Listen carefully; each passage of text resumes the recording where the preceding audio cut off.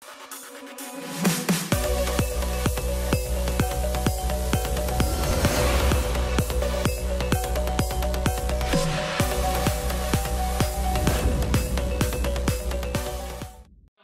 wabarakatuh.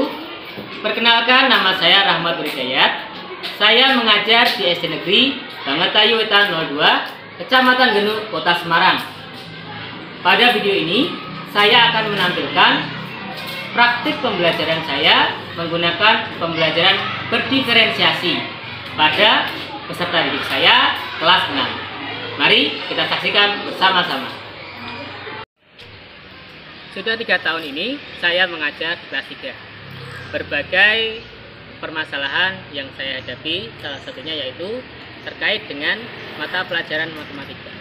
Matematika seolah menjadi momok bagi setiap anak-anak. Permasalahan adanya ketimpangan nilai. Ada anak yang memiliki nilai bagus sekali, tapi ada juga sebagian anak yang memiliki nilai di bawah dari standar.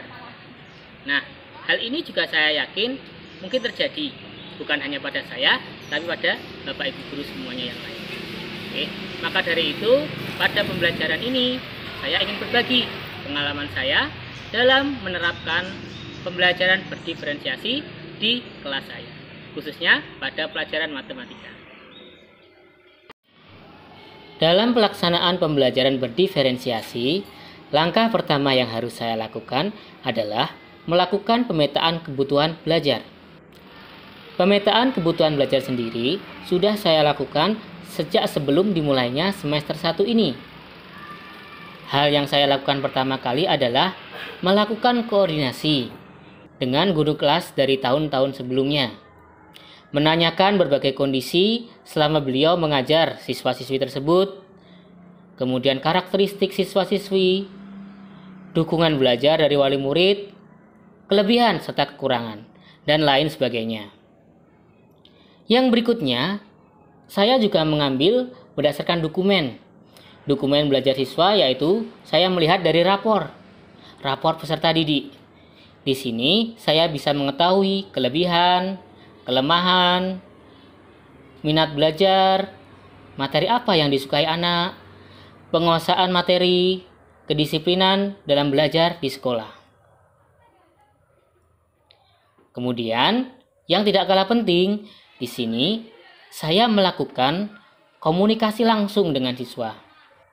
Jadi, saya menempatkan diri saya bukan hanya sebagai guru atau pendidik atau pengajar atau orang tua, tapi saya juga menempatkan diri sebagai teman bagi siswa.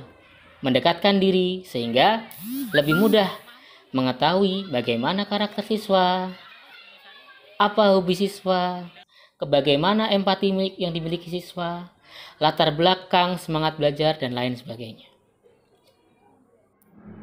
Berdasarkan data tersebut, nantinya data tersebut akan saya gunakan untuk menentukan strategi dan cara belajar seperti apa yang nantinya akan saya berikan kepada peserta didik. Langkah yang berikutnya yaitu merencanakan pembelajaran berdiferensiasi berdasarkan hasil pemetaan. Dalam pelaksanaan pembelajaran, keberlanjutan itu penting. Guru perlu mengetahui sejauh apa pemahaman peserta didik pada materi sebelumnya yang nantinya berhubungan dengan materi baru yang akan diajarkan. Untuk mengetahui pemahaman awal siswa, guru dapat memberikan asesmen diagnostik untuk mengetahui apa materi yang dipahami siswa, apa materi yang belum dipahami oleh siswa. Nantinya, berdasarkan hal tersebut dan juga data yang diperoleh sebelumnya, guru dapat menentukan mau menggunakan strategi, cara belajar, ataupun media seperti apa yang nantinya akan diberikan. Dapat menentukan juga karakteristik siswa dalam belajar. Secara umum, karakteristik siswa dalam belajar dibagi menjadi 3, audio, visual, dan audiovisual. Di era teknologi saat ini, media belajar yang menjadi paling favorit yaitu adalah video. Maka dari itu, biasanya sebelum saya memulai pembelajaran secara rinci, saya akan menampilkan sebuah video interaktif yang nantinya berhubungan dengan materi yang akan saya sampaikan.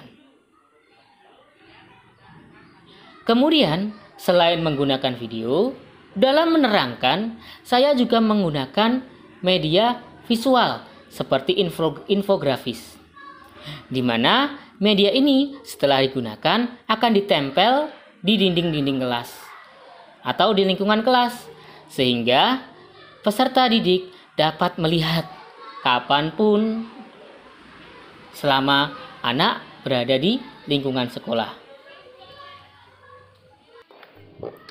Setelah materi diberikan, selanjutnya guru memberikan tugas kelompok. Tugas kelompok dikemas semenarik mungkin dalam bentuk games. Nama games yang saya buat yaitu Teacher and Students. Di sini saya membentuk kelompok berdasarkan data siswa yang saya miliki serta menggunakan asesmen diagnostik yang telah saya lakukan. Dalam game ini, anak berperan sebagai teacher dan sebagai student. Ada yang berperan sebagai guru dan ada yang berperan sebagai siswa. Anak yang berperan sebagai guru akan bertugas untuk memastikan temannya yang berperan sebagai student atau siswa agar memahami materi yang baru saja diajarkan oleh bapak atau ibu guru. Dalam game ini, anak-anak yang memiliki nilai asesmen rendah dapat memilih sendiri dengan bebas siapa teman yang akan mereka pilih nanti sebagai guru. Juga pada kesempatan ini, anak-anak yang berperan sebagai guru boleh menunjuk atau memilih salah satu teman yang nantinya akan mereka ajar. Namun sebelum itu, tentunya saya sudah mengelompokkan anak-anak berdasarkan kemampuan mereka masing-masing. Anak diberikan waktu diskusi selama 15 menit. Setelah diskusi selesai, saya akan memberikan kuis yang nantinya akan dijawab. Namun, yang menjawab adalah khusus untuk siswa yang berperan sebagai murid. Maka dari itu, siswa yang berperan sebagai guru harus bisa memastikan bahwa temannya tersebut juga bisa memahami. Nah, di sini siswa yang berperan sebagai guru ikut berkolaborasi dengan saya, seperti itu. Langkah yang terakhir adalah melakukan evaluasi dan merefleksi pembelajaran yang telah dilaksanakan. Guru melakukan tanya jawab kepada murid terkait pembelajaran yang sudah dilaksanakan.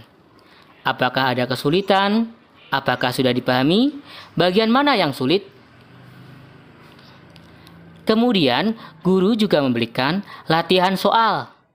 Nah, pada latihan soal ini, guru membagi soal ke dalam 3 level. Anak-anak dalam mengerjakan dikelompokkan dalam 3 level ini: sulit, sedang, dan mudah. Siswa akan mengerjakan soal sesuai level mereka masing-masing, dengan tujuan agar dapat diperoleh keseimbangan dalam nilai kelas. Nantinya, hasil yang diperoleh dari latihan soal tersebut akan digunakan guru untuk dilakukan analisis kembali. Hasil analisis juga digunakan untuk terus mengembangkan pembelajaran demi tercapainya hasil belajar peserta didik yang maksimal.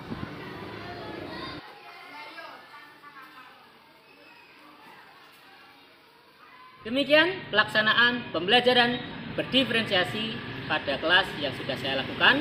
Semoga apa yang saya lakukan ini bisa menjadi inspirasi bagi Bapak Ibu Guru untuk bisa mencoba pada kelas Bapak Ibu Guru masing-masing. Demikian dari saya. Terima kasih. Wassalamualaikum warahmatullahi wabarakatuh.